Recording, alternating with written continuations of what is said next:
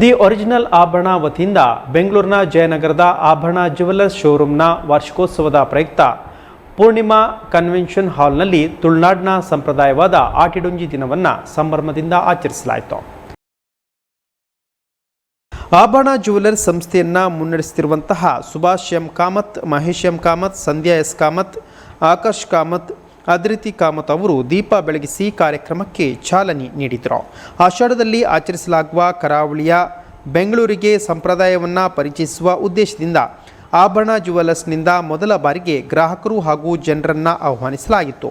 ವೇದಿಕೆಯಲ್ಲಿ ಬಾಯಿಂದ ನೀರು ಸೇದುವುದು, ಹಂಡೆಯನ್ನಿಟ್ಟು ನೀರು ಬಿಸಿ ಮಾಡುವುದು, ಹಾಳೆಯ ಟೊಪ್ಪಿ ತೊಟ್ಟು ಭತ್ತದ ನಾಟಿ ಮಾಡುವ ಮುಂತಾದ ಆಚರಣೆಗಳನ್ನು ತೋರ್ಪಡಿಸಲಾಯಿತು.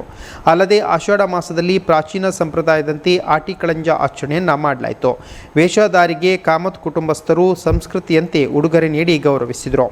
ಆಟಿಡುಂಜಿ ದಿನದ ಕಾರ್ಯಕ್ರಮದ ಪ್ರಯುಕ್ತವಾಗಿ ಹಲಸಿನ ಕಡುಬು, ಪಾಯಸ, ತೊಜಂಕ್ ಪಲ್ಯ, ಹಲಸಿನ ಪದಾರ್ಥಗಳು, ಪತ್ರೊಡೆ, ಶಂಖಪುಷ್ಪದ ಅನ್ನಕಾಯಿ ಹೋಳಿಗೆ, ಗುಳ್ಳ ಸೇರಿದಂತೆ ಅನೇಕ ರೀತಿಯ ಪದಾರ್ಥಗಳ ವಿಶೇಷ ಭೋಜನ ವ್ಯವಸ್ಥೆಯನ್ನು ಮಾಡಲಾಗಿತ್ತು.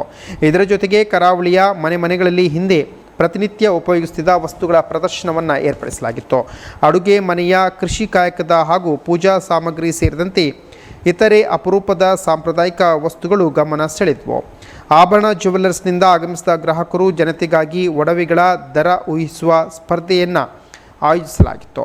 ಪ್ರದರ್ಶಿಸಲಾಗಿದ್ದ ಚಿನ್ನಾಭರಣಗಳ ನಿಖರ ಬೆಲೆ, ಸಮೀಪದ ಬೆಲೆಯನ್ನು ಅಂದಾಜು ಮಾಡಿದವರಿಗೆ ಉಡುಗೊರೆಯನ್ನು ನೀಡಲಾಯಿತು. ಕಾರ್ಯಕ್ರಮದಲ್ಲಿ ಗೀತಾ, ಶೀಲಾ ನಾಯಕ್ ಮುಂತಾದವರು ಉಪಸ್ಥಿತರಿದ್ದರು.